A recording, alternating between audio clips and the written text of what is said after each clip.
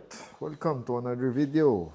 So, for today's video, dumating na yung rubber seal ng Lexus natin for the sunroof.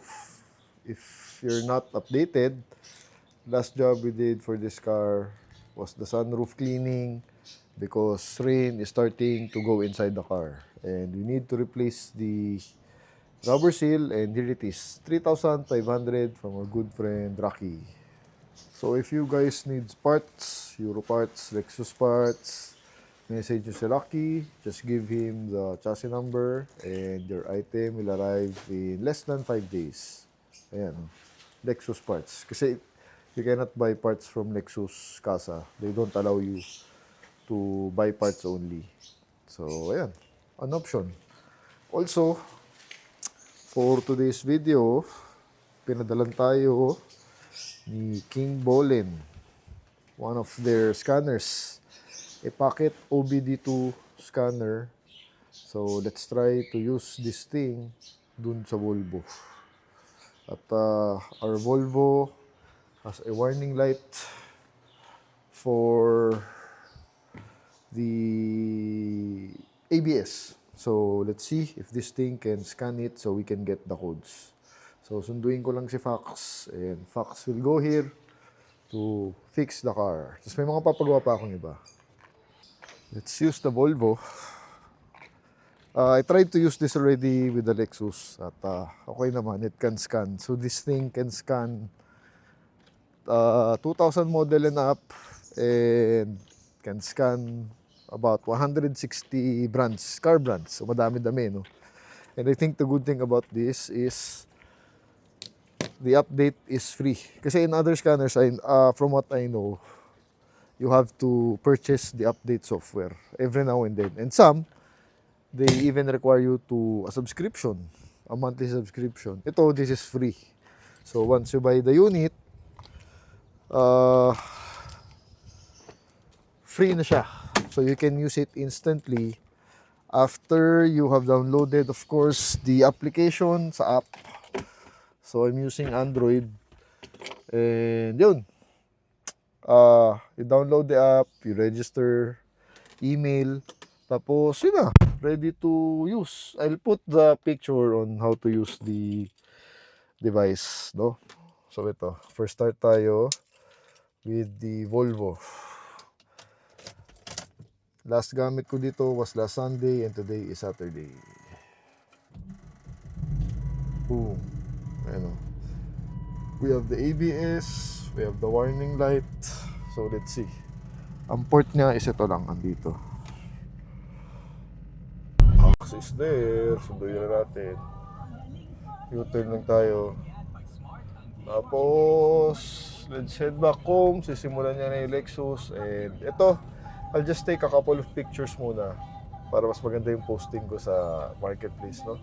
So ayan, dito namin sinet up yung Lexus agad kasi may konting bubong and it's quite gloomy. So just in case it rains, nakabubong si Fox. So here is the part, the rubber. Fox is here, siya na bahala. So that's our setup for today. And let's take some pictures of the Volvo muna. Very quick lang. The beautiful Volvo. She's still for sale. 300,000 pesos. It's yours. Napakagandang kotse. So, look at the German interior. Lamig ng aircon. Grabe. In Giraffe Street. Medyo the place is a bit wet. Medyo maputik. And medyo nag-off-road siya ngayon. But the car is here. So let's take some photos. Picture na natin for better documentation purposes. No? Okay, so just finished taking some photos of the Volvo. Let's head back home. I'm feeling really drowsy. Na medyo napainom tayo kagabi. Ulit tayo nakauwi. So sorry, a bit groggy lang, no? So let's try to scan again this car using this King Bolin Ediag Elite. Ganda nito, oh, tinan mo. Wait ah. One thing I like about it, ganda nung, ay sorry, may lalagyanan siyang maliit. Oh, size of your palm. So it's a pocket OBD scanner, OBD2. Yan. So natin, yan lang siya. That's your tool. Ganyang kalaki, ang liit, very portable. So kasya sa bulsa mo, kasya dito, saan? Oh, sa compartment, oh, lagay mo dyan. Kasyang kasya, walang problema. You can bring it anywhere kasi yung malalaking scanner, no, medyo bulky. Ito, you can bring it anywhere. One thing I like about it. Tapos, using your cell phone only. So, very convenient. Just download the app. Register through email. I'll put the picture of how to access this one. Kung paano siya gamitin initially. Then, scan natin mamaya. Tingnan natin if we can clear that or get the codes. I'm not sure, hindi ko pa sinubukan dito, no? So, sabay-sabay nating malalaman mamaya. At bumuhos yung ulan. Bad trip. Umulan na naman. Saturday morning, naulan. Rainy. It's the typhoon season here in the Philippines. So, today is the first week of September. Yan, bilis. It's already Christmas. In our malls, there are already decorations, Christmas decors, no? Time flies. Sarap i-drive ni Volvo. Big and strong. Ano maganda dyan kasi malaki. Parang, the feel is like an oversized CRV. Pinalaking CRV, no? Pati yung itsura niya. So, sarap. Sarap gamitin, syempre, Euro. Pag Euro talaga kasi, the drive is really exciting. The comfort, diba? Kilala ang Euro, ang Volvo sa comfort. So, totoo naman. Yung aircon, napakalamig. Yan. Balik ka tayo sa bahay. Alright, we are parked sa bahay. So, I think you need internet dito. So, dapat naka-internet kayo. So, I'm using the Wi-Fi of the house. So, let's put in the scanner, OBD2 scanner. Ito siya. So, I think, yun, pag nag-green, okay na yan. Yan ang kadali. Andyan lang yung scanner niya, no? So, tinan natin. Buksan natin yung app. Wait lang, no? Ito, Ediag. So, that's the app. Ganito yung itsura. Wait lang. Go. Vinscan ata. Ito. Iko-connect po pala niya na Bluetooth. Ayan. Nakakonect na ako sa Bluetooth. Dun sa device. Ayun. Tekan. And loading. Siyempre, we have to wait. Huli. Ayan o. System info. We have the VIN code, then the vehicle XC90, produced 2005, engine type, even the engine code. Yan. Okay, sa nabasa niya, no?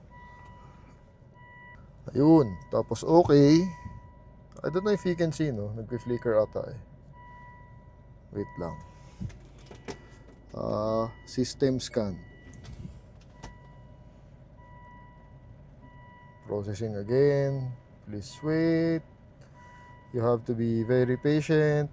Ayan na, nag-scan siya. Oh, diba? 9%, 12%, 16%, 22%. So, it's scanning. Ayan, it's scanning. Disclaimer, I'm not a mechanic at hindi ako magaling mag-DIY. And I don't like the DIY process, to be honest. Ako gusto ko pinapagawa as the help of the mechanic. So, and I suck in DIY. But it's always good to learn a thing or two, especially for scanning, para you can do it yourselves. Anyway, what you need to know lang naman are the codes and to clear if possible, no? So it will save you money and time. Ayan. Naka-scan naman na siya. It tells you like the ABS, equip, TCM, equip, everything. Yan. Let's do the health report. Galing, oh. Oh, di ba? Kasi, you know, the scanners are expensive. 9,000, 10,000, up. Mura na yun. So, this one is very, very affordable. Only 3,500 pesos. Shopee. Siyempre, I'll put the link bang here. And you can scan it yourself. Ito, ngayon ko lang ginawa. I only did it today. So, I'm learning as we go along. It's the first time I'm seeing this. Ayan. So, nag-health report siya. Galing, oh. Value for money. Ayun. Nagbi-blink yung ABS, oh. Kasi, ini-scan niya. So, malamang nakita niya na yan. Oh, yun. Nawala nga yung, ayun. Nag-scan siya, oh. Ayun. So, may mga faults na nakita. Wait lang. So, dun tayo sa, of course, ABS fault. Ito, anti-lock braking system fault. Module information. Ito, let's read fault code. Teka lang ha, hirap hawakan ng dalawa eh. Ano to? Description, hindi ko maintindihan. Ayun. Uy, putang ina, swerte oh. Parang sensor lang. Anti-leaking. Left front wheel sensor faulty. Ah, putang ina. Guys, so it's just a sensor. So, let me take a picture of this para makatingin how much the part is kay Rocky. Ayun o, ABS 001. Left front wheel sensor faulty. Oh, hindi siya yung mechanism, it's just a sensor according to this. See? Very useful. Kakatuwa Oh, picturean ko lang. So, sinubukan ko in-erase. Erase DTC finished. Please wait for a half minute and check the DTC again. So, pinatay ko yung engine. Sabi niya, patay mo. Then, clear. Clear natin. Okay. Pero hindi ko alam kung mawawala or hindi. Kasi nga, hindi naman natin napalitan yung pesa, no? So, let's see. Okay, so, on natin ulit yung auto. Putang. Nawala. The codes are gone. Pero hindi ko alam kung babalik yan ulit. Or when we use it, no? But, na-clear natin. Guling, oh. Guys, I'm telling you, King Bolen. So, they sent me this device for free, no? Pinadala. It's the first time someone gave us something for free. So, tinry ko lang naman. At na-clear siya, oh. Galing, oh. Nawala. 3,500. No subscription. No fee renewal. It can scan your car. Very helpful. So if you have a lot of cars or a couple of cars and you want to have a device to read if the check engine light is on, ito ang sagot natin. King Bolen Ediag Elite. No? If buy and sell ka or you buy a lot of cars, kung bili ka ng kotse every now and then, it's always good to have one. Very handy tool. Nawala, oh. Galing. Okay, so it's after lunch. Again, the Volvo is done. Inikot ko siya. The ABS light came back on. I was expecting that kasi naman di naman natin napalitan the sensor. So the scanner is telling us that the front left wheel sensor of the ABS is bad. Bad signal. So, maybe what to do is to replace that sensor to fix the fault issue, no? So, but at least I know the code already at mapapakita ko na sa mechanic. So, that's how useful the scanner is. Yung the Elite, very affordable, 3,500 lang. Masascan mo na ng sarili yung problema ng kotse mo. So, kesa pupunta ka pa ng shop, maghahanap ka pa ng mekaniko na mag-scan, it will cost money. Usually kasi yung scanning services here is about 1,500 pesos to 2,500, no? It depends. So you can do it yourself, learn for yourself, get the device in Shopee or Lazada, 3.5, murang-mura.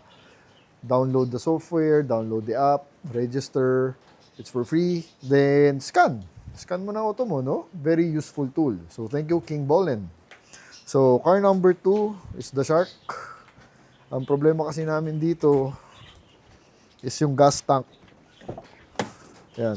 Pag binubuksan ko yan, ganyan. Ang hirap. Sobrang tigas. So si Fox, si Master Fox, ito kasi pipindutin. Ang tigas, hindi bumubukas.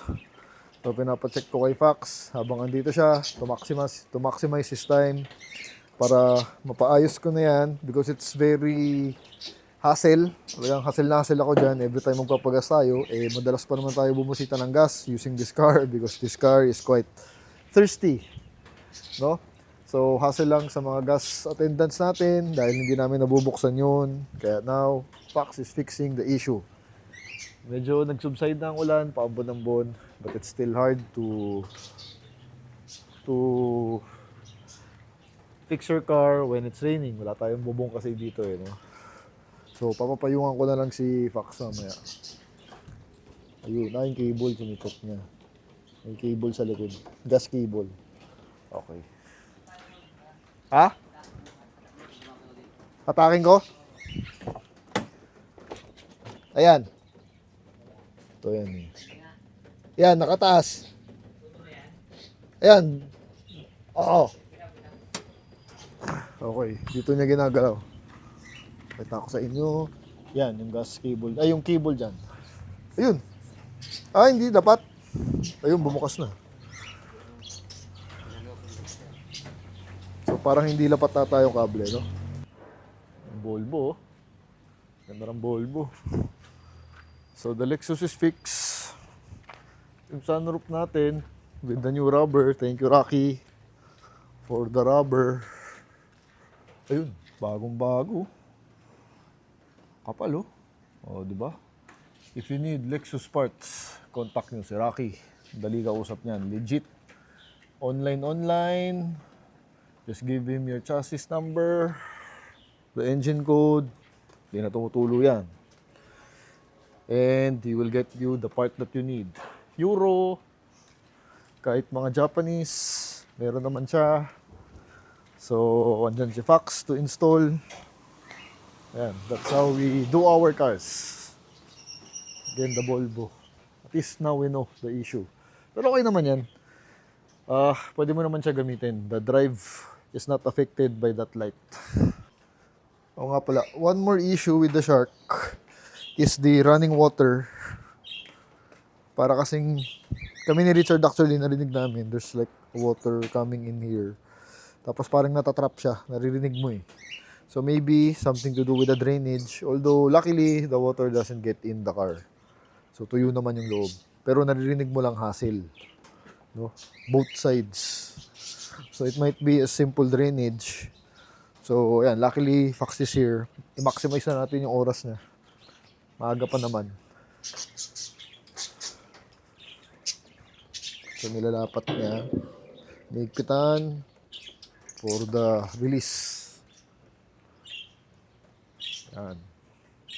So here is the problem. Hindi swabe yung hatak niya. So, alignment siguro. Alright. Huminto na rin ang ilan. After 20 minutes, ayos na yung problem natin here. Let's take a look. Open. Yun. I can hear it. Opening. Fox is here. Naayos na. Boom. Suabe. And the drainage already check the issue. Wala naman, okay naman. Bumaba naman yung water. So, siguro that's it for this video. A simple video lang. More for this car, the scanner. Pauwi na natin si Fox. 2 days, di pa siya umuwi. Dahil Bulacan pa yan. Dami siyang trabaho. So, maaga pa. It's 2 o'clock in the afternoon. So, watid ko lang si Fox and I'll finish the video later. Okay. So, wala na si Fox. Nakauwi na. I would say it's productive day today, short day today, simple day today, easy day today. Pero nasingit natin itong si Shark, the gas cap problem, already fixed. Thank you, Fox. The Volvo over there. We were able to scan. Most important. Actually, that's the video for today, is the scanning of the Volvo XC90. So I wasn't sure again that it will be successful or not, but then the scanner did a great job. It read the code. So now I know what to replace. I'm actually asking Rocky already to how much is the part for the sensor, front wheel sensor of the Volvo. So, para mapagawa na natin, no? So, again, it's a very handy tool, the King Bolen Ediag Elite. Murang-mura, 3,500. You already have a pocket scanner which you can bring anywhere, anytime. Pag lagi kang bumabiyahe, if you have many cars, saktong-sakto yun. It can help you a lot. It will save you time and money. Kung nagka-check engine ka, you don't need to go to a shop, rush to a shop, look for a mechanic. You can do it yourself. Very easy. No? So, that's the video for today. Thanks for watching. I hope may natutunan kayo. Thank you, King Bolen, for the device. Two different levels, I cannot relate.